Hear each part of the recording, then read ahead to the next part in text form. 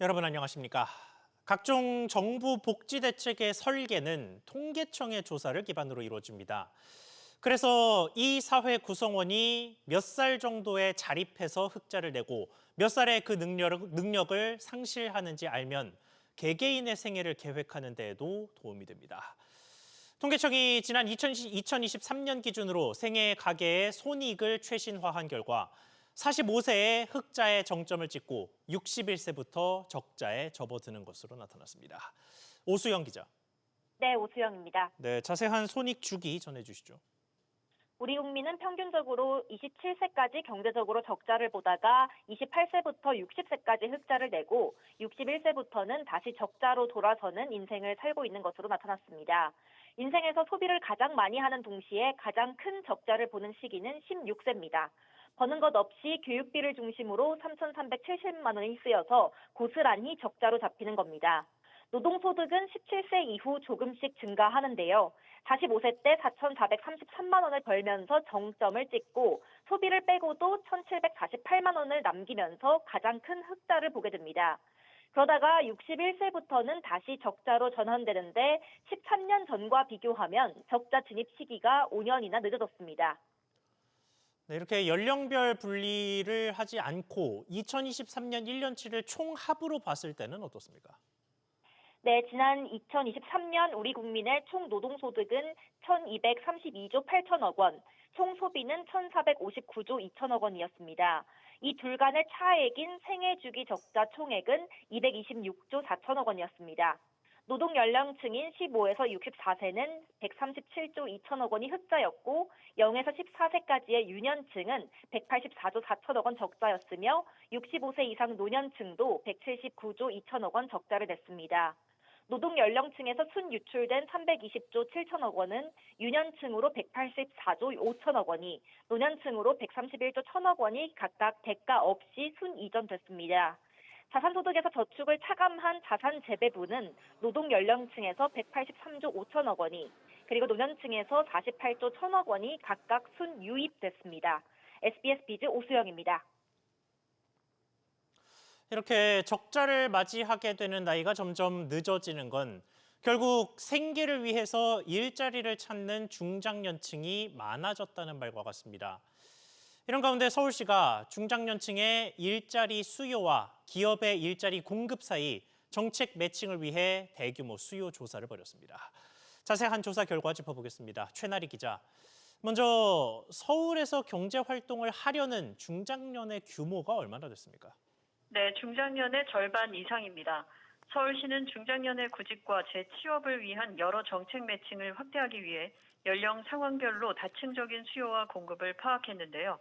만 40세에서 64세 사이 총 350만 명 중 향후 5년 이내 이직이나 은퇴 후 재취업 등을 준비하거나 계획하는 경우는 54% 수준인 187만 명으로 집계됐습니다. 중장년 10명 중 8명은 구직 목적이 생계 유지였는데요. 구직 시 최우선 순위는 역시 임금 수준이었습니다. 희망임금은 월 평균 381만 원이었고 현실적으로 수용 가능한 임금은 이보다 50만 원 적은 331만 원으로 나타났습니다. 네, 그런데 임금의 경우에는 기업들의 입장과는 좀 차이가 있을 것 같습니다. 네, 희망급여 간극이 최대 181만 원에 달했습니다. 기업이 지불 가능한 임금 수준은 200만 원대가 가장 많아 구직자와 기업 간 차이가 꽤 컸습니다. 이번 기업 조사는 중장년 채용 경험이 있거나 향후 3년 이내 채용 의향이 있는 기업 약 400곳을 대상으로 이뤄졌는데요. 고용 형태와 노동 시간에 대한 눈높이도 차이가 났습니다. 중장년 구직자들 70% 이상은 정규직을 선호했지만 기업의 정규직 선호는 57%에 불과했습니다. 노동시간은 75% 넘는 기업들이 주 40시간 전일제를 선호한 반면 구직자들은 상대적으로 유연한 노동시간을 원했습니다. 서울시는 이번 자료를 바탕으로 내년 3월 개관하는 중장년 취업사관학교를 중심으로 해서 중장년 일자리 정책을 선도해 나가기로 했습니다. SBS 비즈 최나리입니다. 중장년층이 이렇게 적극적으로 일자리를 찾는 건 아직 국민연금을 충분히 받는 고령층이 적기 때문이기도 합니다. 특히 연금보험료를 최소 10년 이상 부어야 한다는 조건을 채우지 못해서 연금에서 탈락하는 사람이 상반기에 10만 명을 넘었습니다. 신성호 기자.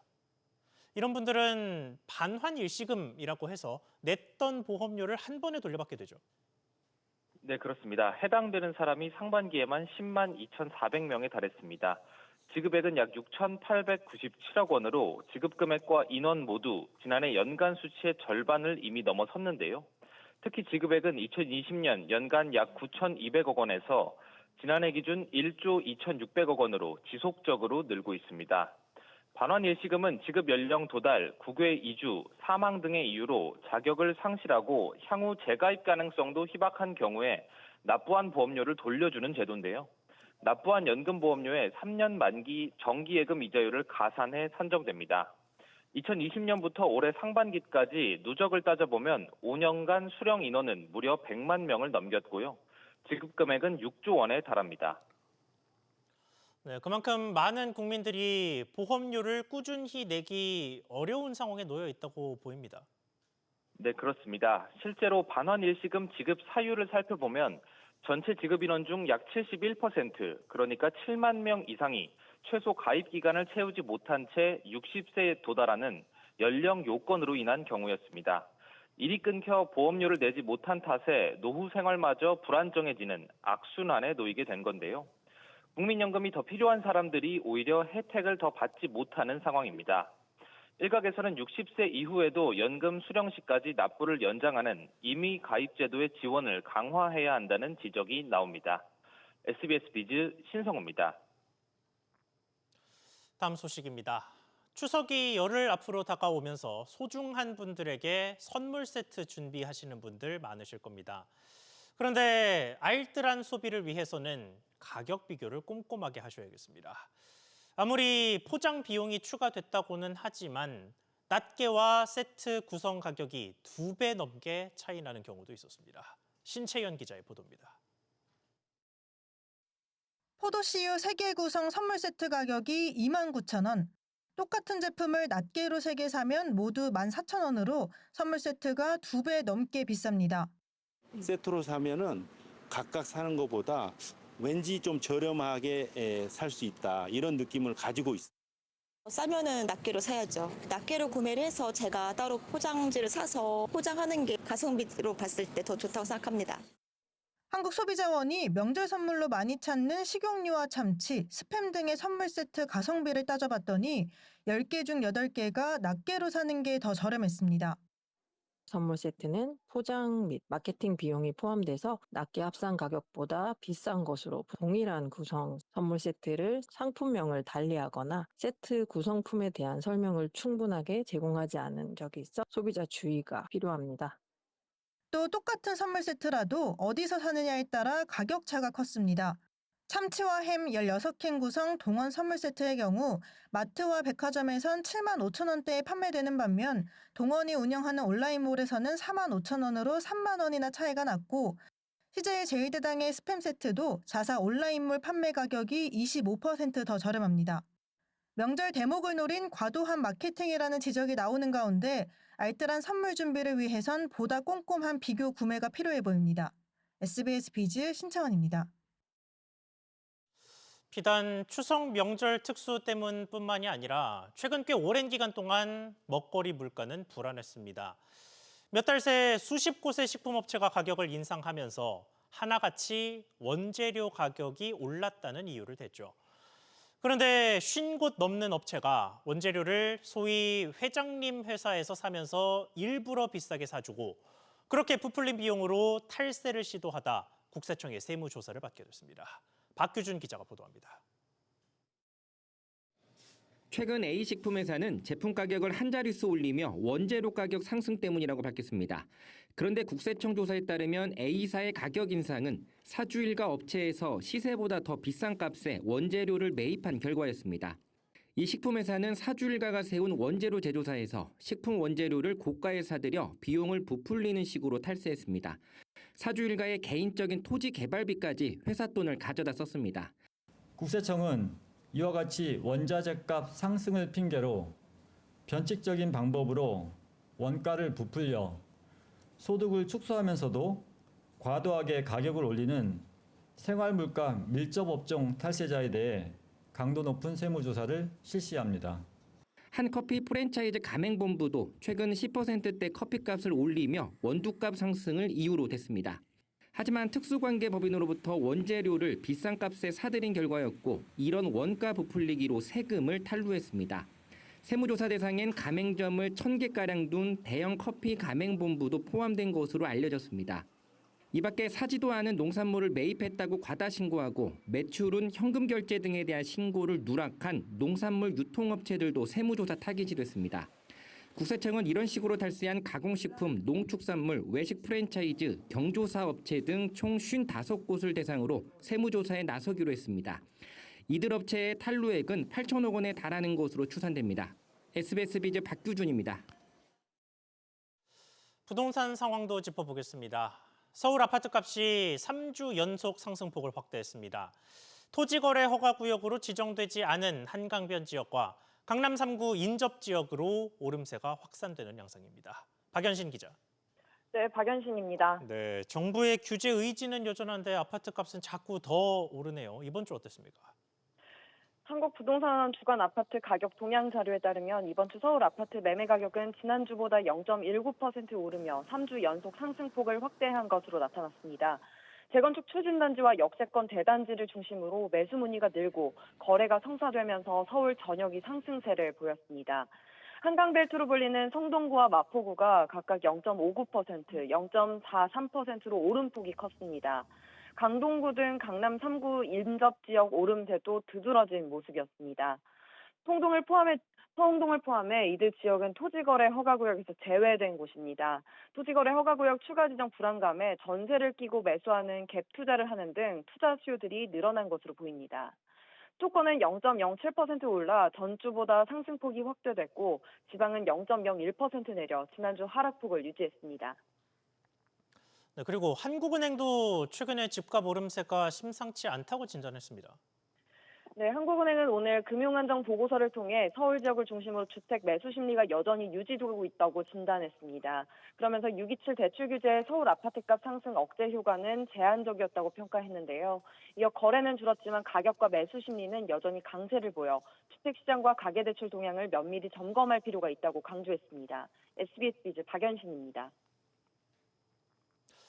요즘에는 오픈 뱅킹이라고 해서 한 은행 앱에서 혹은 아예 은행이 아닌 플랫폼 앱 등을 통해서도 모든 금융기관의 자산을 조회하고 관리할 수 있습니다. 그런데 이게 오프라인에서는 여전히 불가능한데 그마저도 점포가 다들 줄고 있어서 제약이 커지고 있습니다. 이에 금융당국이 오프라인에도 오픈 뱅킹 서비스를 도입하기로 했습니다. 류선우 기자. 네, 류선입니다. 네, 사실 생각해보니 스마트폰은 어차피 여러 개 앱을 깔아놓고 왔다 갔다 하면 오픈 뱅킹이 없어도 조금 불편하지만 한자리에서 업무를 처리할 수는 있는데 오프라인은 점포가 줄어들수록 불편이 기하급수적으로 커지겠네요. 이게 어떤 식으로 언제쯤 도입이 이루어집니까? 네, 은행 영업점에서도 다른 은행의 계좌를 조회하거나 송금을 할 수 있는 오프라인 오픈뱅킹 서비스가 연내 시작될 전망입니다. 금융결제원과 은행권에 따르면 다음 달 14일부터 은행 직원만 대상으로 하는 오프라인 오픈뱅킹 실환경 비공개 베타 테스트가 시작됩니다. 현재 이 서비스 도입을 준비하는 은행 15곳 중 준비된 은행들부터 일부 점포에 한해 테스트를 개시하고요. 은행들은 이 테스트를 한 달간 운영한 후 큰 문제가 없으면 재고객 서비스를 시작할 방침입니다. 은행 약 10곳 정도가 연내 오프라인 오픈뱅킹 도입을 목표로 서비스를 준비 중인 것으로 파악됩니다. 이게 원래 계획보다는 도입이 좀 늦어졌죠? 네, 1년 이상 늦어졌습니다. 당초엔 지난해 하반기 시범 운영을 시작하겠다는 구상이었는데 예상보다 준비가 지연되면서 빨라야 올해 11월에서 12월 서비스가 시작될 수 있게 됐습니다. 금융결제원 관계자는 디지털 서비스였던 오픈뱅킹을 오프라인 영업점 환경에 맞도록 기관 간 협의하고 점검 구현해야 할 부분들이 많았다며 지연 배경을 설명했습니다. 오픈뱅킹 서비스가 오프라인에 도입되면 영업점 축소 추세 속 특히 인프라가 부족한 지방 등 소외 지역에서도 금융 서비스 접근성이 개선될 전망입니다. SBS 비즈 류선입니다.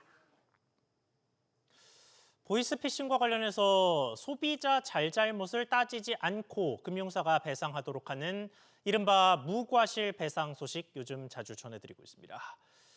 금융사들의 반발 속에서도 이 제도를 본격 추진하기 위해서 당정의 태스크포스가 출범했습니다. 첫 출범에서 어떤 이야기 나왔는지 취재기자 연결해 보겠습니다. 정윤영 기자, 무과실 배상에 대한 의지를 다시 한번 드러내죠. 네, 그렇습니다. 당정은 금융회사가 과실 책임이 없더라도 보이스피싱에 관한 피해를 일부 또는 전부 배상하도록 하는 무과실 배상 책임제를 논의했습니다. 이에 대한 법적 근거도 만들 계획입니다.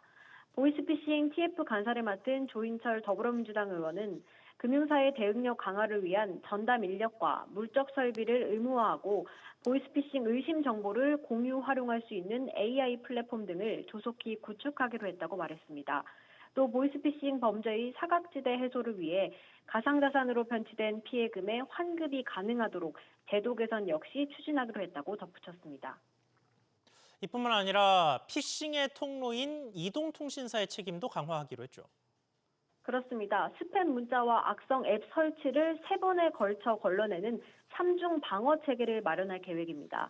또 수상한 전화를 미리 탐지해 자동으로 경고 메시지를 보내는 등의 기술을 발전시키고 불법 개통이 발생하지 않게 관리 책임을 강화할 방침입니다. 이와 함께 수사와 처벌 강화 계획도 밝혔는데요. 국가수사본부장을 단장으로 보이스피싱 TF를 구성하고 경찰 내 인력 재배치로 전 시도경찰청에서 400명 규모의 수사 인력을 증원합니다. 이번 달부터 5개월 내에 피싱 범죄와 각종 범행 수단 생성, 공급 행위에 대한 전방위 단속도 실시합니다. 보이스피싱 같은 서민 대상 사기 범죄의 법정형도 상향할 계획입니다. SBS 비즈 정윤영입니다. 금융당국의 개편이 원점으로 돌아갔습니다. 당초에는 금융정책 기능과 감독 기능을 분리하기로 하고 여당의 중심으로 추진이 돼 왔는데요. 행정상 비효율을 초래하고 경제위기 극복이 도움이 안 된다고 보고 결국 당정대가 현행 체제를 유지하기로 했습니다. 정동진 기자. 네, 정동진입니다. 금융당국 체제를 현행대로 유지하겠다는 거죠. 네, 그렇습니다. 당정대는 오늘 오전 국회에서 비공개 고위 회동을 갖고 이 자리에서 금융당국 개편을 원점에서 검토하기로 했습니다. 금융위원회와 금융감독원 현 체제를 당분간 유지하기로 한 겁니다.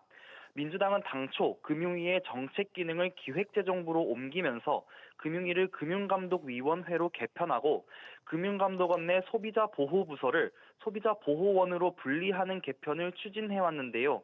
하지만 조직 개편이 현 상황에서 도움되지 않는다고 판단했습니다. 금융 관련 정부 조직을 6개월 이상 불안정한 상태로 방치하는 것은 경제위기 극복에 전혀 도움이 안 된다는 점에 공감대를 형성했습니다. 네, 그렇다면 쪼개질 예정이었던 기획재정부는 어떻게 되는 겁니까? 일단 기재부의 금융정책 기능 흡수는 없던 일이 됐습니다. 다만 기재부의 예산 기능을 총리실 산하의 기획예산처로 분리하는 방안은 그대로 추진됩니다. 이에 신설될 재정경제부는 예산 기능을 떼어낸 채 경제정책 총괄과 조정, 세제, 국제금융, 공공기관 관리 등을 맡게 됐는데요. 경제정책을 총괄해야 할 재경부에 사실상 세제 기능만 남게 되는 거라 기재부 내부적으로도 동요가 큰 것으로 전해집니다. 이에 기재부는 당정대 발표 직후 신설될 재경부가 경제부총리 부처로서 경제사령탑 역할을 하는 거엔 변함이 없다면서 경제정책의 총괄 조정 기능을 강화하는 방안을 검토해 나가겠다고 밝혔습니다. SBS 비즈 정동진입니다.